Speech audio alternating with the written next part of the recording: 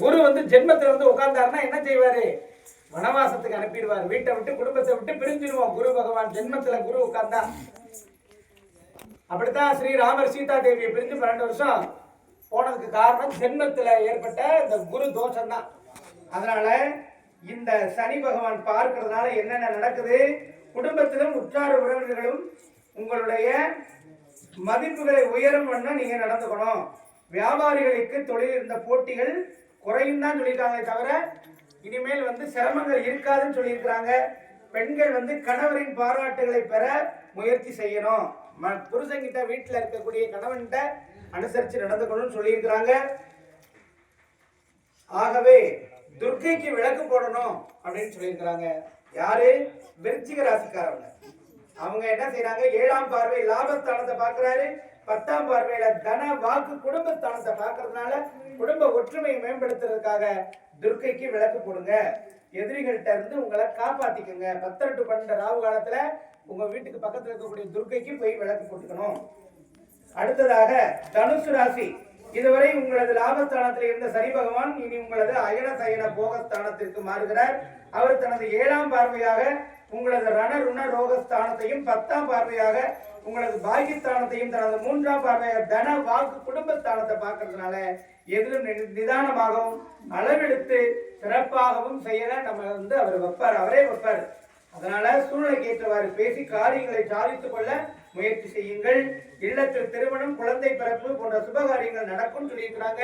யாருக்கெல்லாம் வீட்டுல குடும்பத்துல கல்யாணம் நின்று லேட் ஆகிட்டு இருக்கோ அவங்களுக்கெல்லாம் சீக்கிரமா நடத்தி கொடுத்துருவாரு. குடும்பத்துல அமைதி நிலவும், செல்வத்தோடு செல்வாக்கும் உயரும். எதிர்பாராத இதை வந்து தக்க உதவிகளை திடீர்னு யாராவது ஒருத்தவங்க வந்து உங்களுக்கு ஹெல்ப் பண்ணுவாங்க. அதனால சந்தோஷமா நீங்க இருக்கலாம் அப்படின்னு சொல்லியிருக்கிறாங்க. பெண்மணிகள் குடும்பத்தில் அனுகூலமான சூழ்நிலையை காண்பீர்கள். வீட்டுல சண்டை சச்சரவு இல்லாம நிம்மதியா இருப்பீங்க பெண்கள் அப்படின்னு சொல்லியிருக்கிறாங்க. உடல் ஆரோக்கியம் சிறப்பாக இருக்கும்னு சொல்லியிருக்காங்க. மாணவ மணிகள்லாம் படிப்பில் சிறப்பாக கவனம் செலுத்துவார்கள் அப்படின்னு சொல்லியிருக்கிறாங்க. அடுத்து மகர ராசி. இதுவரை உங்களது தன வாக்கு குடும்பஸ்தானத்தில் இருக்கும் சனி பகவான் விலகி தைரிய வீரிய ஸ்தானத்திற்கு பார்வையை செலுத்துகிறார். 3ஆம் பார்வையால் பஞ்சம பூர்வ புண்ணிய ஸ்தானத்தையும் 7ஆம் பார்வையால் பாக்கியஸ்தானத்தையும் 10ஆம் பார்வையால் அயன சயன போகஸ்தானத்தை பார்ப்பதால தாயின் வழியில் கிடைக்கக்கூடிய நன்மைகள் உங்களுக்கு இனிமேல் தொடர்ந்து கிடைக்கும் சொல்லியிருக்கிறாங்க.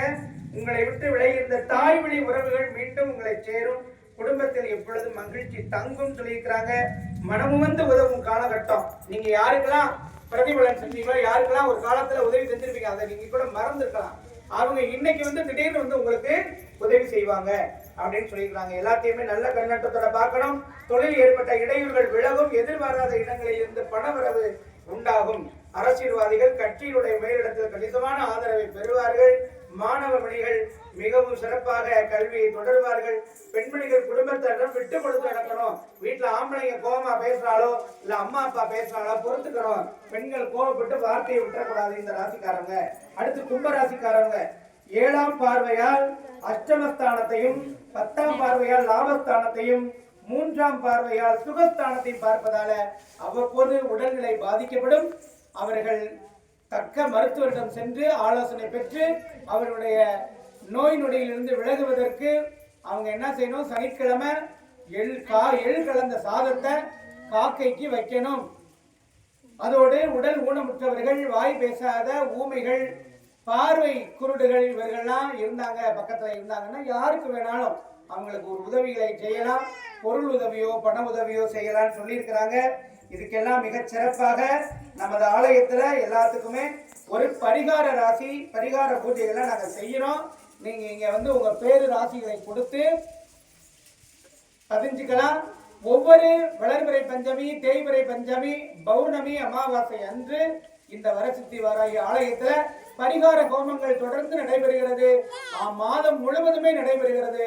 அவர்கள் இப்பொழுது மீன ராசியை சேர்ந்தவர்கள் 3ஆம் பார்வையில் தைரிய வீரிய ஸ்தானத்தையும் 7ஆம் பார்வையால் கலத்திர ஸ்தானத்தையும் 10ஆம் பார்வையால் தொழில் ஸ்தானத்தை பார்க்கறதால குடும்பத்தில் மகிழ்ச்சி பொங்கும். சரளமான பணவரவால் சந்தோஷம் அடைவார்கள்.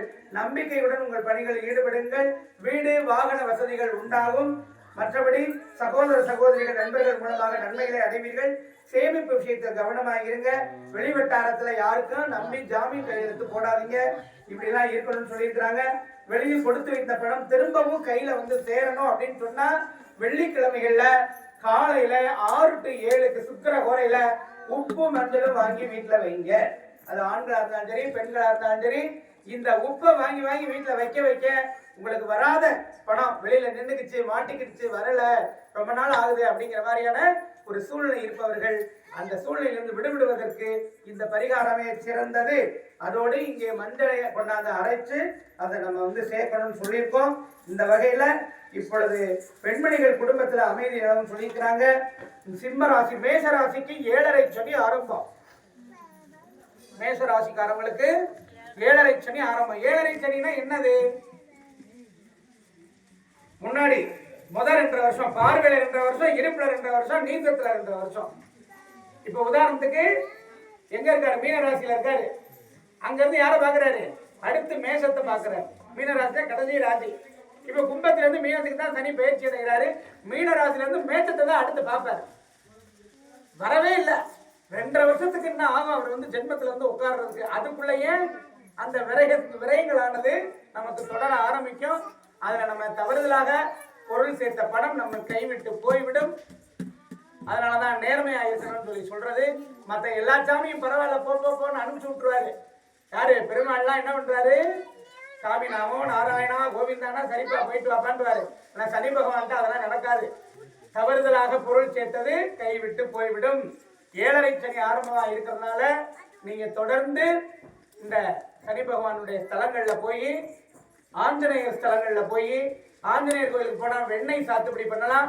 சனி பகவான் கோயிலுக்கு போனா எழுந்தீபம் ஏற்றலாம். இதுதான் பரிகாரம். காக்கைக்கு தொடர்ந்து சோறு வைக்கணும். அடுத்த சிம்ம ராசிக்கு அஷ்டமத்துல சனி, 8ஆம் இடத்துல சனி. அவங்க எல்லா காரியமும் அவங்களுக்கு தடை ஏற்பட்டு கொண்டுதான் இருக்கும். மிகுந்த கடுமையான முயற்சியோடு அவங்க எல்லாத்தையும் வெற்றி பெறுவாங்க. கன்னி ராசி கண்டகச்சனி, அதாவது 7ஆம் இடத்துல கண்டகச்சனி. கண்டகச்சனினா எப்படி? நம்ம வாகன வசதி போக்குவரத்துல ரொம்ப கவனமா இருக்கணும் அப்படின்னு சொல்றாங்க. தனுசு ராசி அஷ்டமாத்து சனி, 4ஆம் இடம். அவங்களுக்கும் அதே மாதிரிதான் உடல் நலம் பாதிக்கப்படும் சொல்லியிருக்கேன் ஏற்கனவே. கும்பராசி 3வது பாதத்துல சனி. நம்ம போற இடத்துல வர இடத்துல காலில் அடிபட்டுரும். அதனால கவனமா செயல்படணும். மீன ராசிக்கு ஜென்மத்துல சனி. அவங்க உழைச்சாங்க, ஏன்னா அவங்க ஜென்மத்துல இருக்கிறதுனால அவங்களுக்கு ரொம்ப பாதிப்பு ஏற்பட வாய்ப்பு இல்லை. நன்மை பெறும் ராசிகள் ரிஷபராசி 11ஆம் இடம் லாபஸ்தானத்தில் இருக்கிறனால ரிஷபராசிக்காரங்க 90% லாபத்தையும் சிறப்பான பலனை அடைவார்கள். துலாம் ராசிக்காரங்க ரோண சத்துருல அதுல இருந்து அவங்க விலகுறாங்க. 6ஆம் இடத்துல மகர ராசி 3ஆம் இட பார்வை விரயம் தைரியஸ்தானத்துல இருக்கிறதுனால இதெல்லாம் சரியாகும் சொல்லியிருக்கிறாங்க. சுமாரான பலன்களை கொண்டவர்கள் மிதுன ராசி 10ஆம் இடம் தொழில் ஸ்தானம், கடக ராசி 9ஆம் இடம் பாக்கியஸ்தானம், விருச்சிக ராசி 5ஆம் இடம் பூர்வ புண்ணியஸ்தானம். ஆகவே நவக்கிரக சங்கல்ப செய்யணும். இந்த பரிகாரத்தை இங்க செஞ்சுக்கணும்னு பிரியப்படுறவங்க வராய்க்கு 101 ரூபாய் காணிக்கை கொடுத்து உங்க பேரு ராசி நட்சத்திரம்லாம் கொடுத்தீங்கன்னா இந்த பரிகாரத்தை உங்களுக்கு நாங்க இந்த யாகத்திலேயே செஞ்சு கொடுக்கறதுக்கு தயாராயிருக்கோம். அதோடு இங்கே இன்றைக்கு மகாமேரு அர்த்தமேரு வாழ்க்கையில மகாமேரை பத்தி கேள்விப்பட்டிருப்பீங்க. அது இன்னைக்கு ஸ்தாபிதமாக போறது. வருகின்ற ஆணி மாத 23ஆம் நாள் அஷ்டபந்தன மகா கும்பாபிஷேகம் விழா நடக்க போகிறது. அதன் முன்னேற்பாடாக இங்கே மகாமேரு இங்கே வந்து இருக்கு. ஏன்னு கேட்டா இது செல்வத்தை தரவல்லது. இங்க வர எல்லா பக்தர்களுக்கும் செல்வமும் சௌபாகியமும் நிறைய கிடைக்கணுங்கிறதுக்காகத்தான் சுவாமி மகாமேரு அர்த்தமேரு வச்சு பூஜை பண்ண போறாங்க. அது இன்றையில இருந்து பங்குனி மாசத்துல இருந்து ஆரம்பமாக போகிறது. இந்த அமாவாசையிலிருந்து வளர்பறையாக அனைத்து இல்லங்களிலும் மகிழ்ச்சியே தங்க வேண்டும் என்று சொல்லி இன்றைக்கு இந்த மகாமேருக்கு சிறப்பு அபிஷேகங்கள் எல்லாம் பண்ண போறோம்.